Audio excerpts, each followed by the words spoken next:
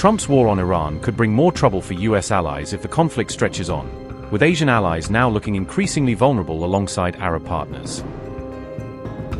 After the Arab states, another US-aligned partner in Asia may be forced to absorb the fallout too. If Trump seriously considers restarting the war, the fear is not only about refugees but also about spillover danger near Iran's northern frontier. Armenia is entering a period of real anxiety, with analysts warning that a prolonged Iran-US war could create a fresh refugee crisis. A global affairs analyst has warned that the Iran war could trigger a refugee crisis for Armenia if the conflict worsens and more civilians begin moving north.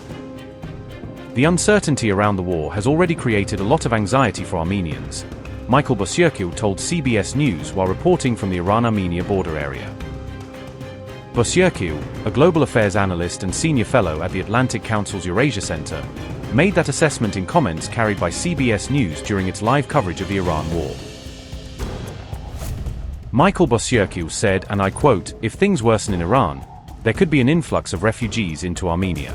If the Iranians don't like that, there's a US embassy in Yerevan, and people said it's not out of the imagination that the Iranians could throw a missile that way. So, things could go bad. But for now, it is pretty peaceful."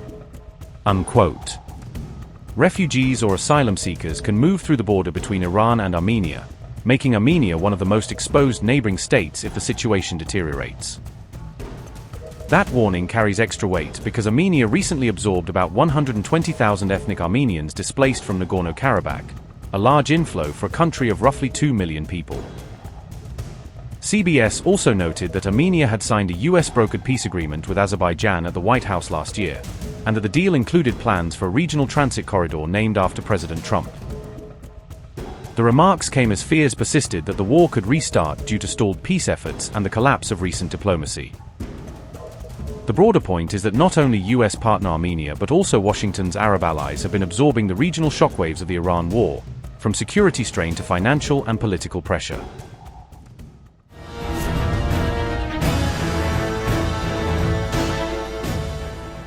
Oil and gas infrastructure in several Arab states suffered major damage during the conflict, including critical facilities in the Gulf that were hit or disrupted.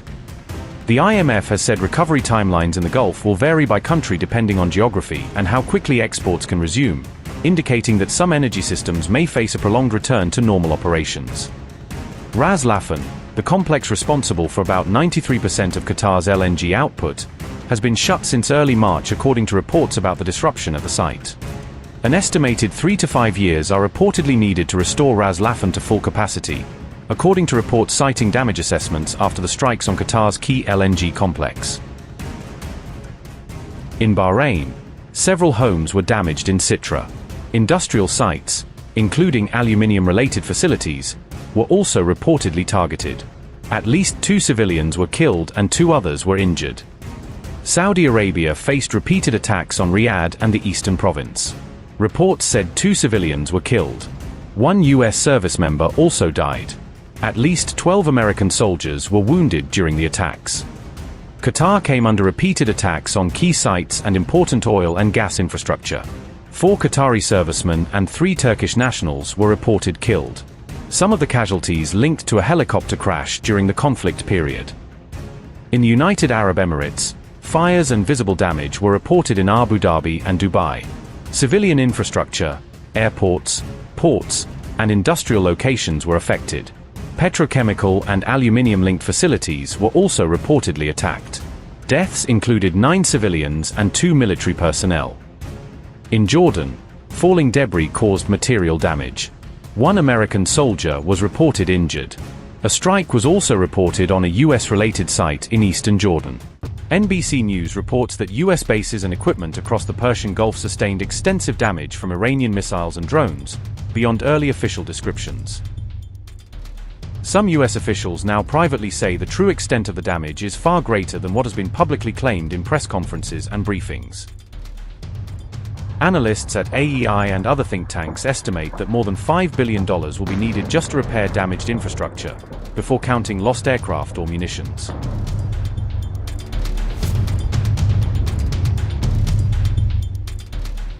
Remember, After the February 28 opening blows, Iran launched retaliation across 7 Arab countries, striking dozens of military and support sites linked to the US presence. Those attacks hit US command centers, key runways, aircraft hangars, and even satellite communication systems that knit regional operations together. In one of the most striking incidents, an Iranian F-5 fighter jet managed to bomb Camp Buthering in Kuwait despite active air defenses, breaching what was thought to be a secure airspace. NBC notes this was the first time in years that a hostile fixed-wing aircraft had successfully struck a US base, highlighting a rare but serious gap in protection. Bases hosting US forces in Qatar, the UAE, Bahrain, Jordan, Kuwait, Iraq, and Saudi Arabia all recorded significant damage from missiles, drones, or debris. In Bahrain, the headquarters of the US Navy's Fifth Fleet, the nerve center of regional maritime operations, was badly hit, forcing temporary shifts in command functions. At Kuwait's Ali Al Salem Air Base, multiple hangars and storage warehouses took direct or near-direct hits, damaging aircraft shelters and logistics hubs. In northern Iraq, a US-linked munitions storage site near Erbil was damaged, raising concerns about blast risks and forcing ammunition to be moved or secured. A runway at Al Udeid Air Base in Qatar was reportedly destroyed, temporarily limiting sortie rates and underlining how vulnerable even flagship facilities can be under sustained fire.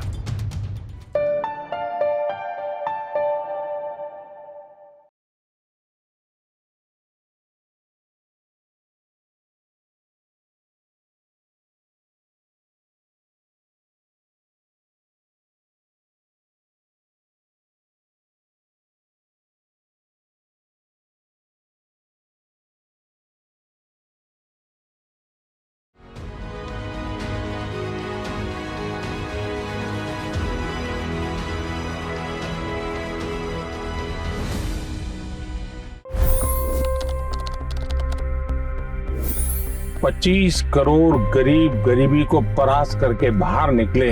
For the good of our nation, let's work together and let's truly make America great again. The fastest news breaks. Requested PM saying that we will have to speak to Putin and to Zelensky. The biggest news makers. The relationship with India is probably the most important bilateral relationship the US will have for the rest of this century.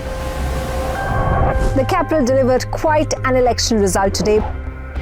Expert analysis. The million-dollar question today is how to stop this dance of death. Ground reports. I'm standing at the crossroad of the Kumbh Mela. Behind me are more than 100 entry guards. Long-form interviews. Exclusionary politics is reflected in Manipur case as well. You don't bother because this is a small state. Deep dive into burning issues. It's often said DRC could be the richest country in the whole world. It's because of what sits underneath. Why exactly did the US topple the Sheikh Hasina government?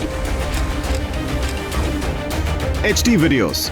We don't just break news, we break it down.